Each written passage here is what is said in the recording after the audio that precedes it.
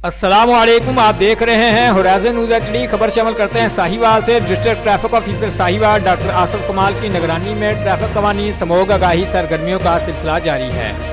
Traffic education team Sahiwal की तरफ से मुख्तलिफ पब्लिक मकामात और ट्रांसपोर्ट अड्डाजात पर शहरियों को ट्रैफिक कवानीन और समूह के बारे आगाही फराहम की जा रही है।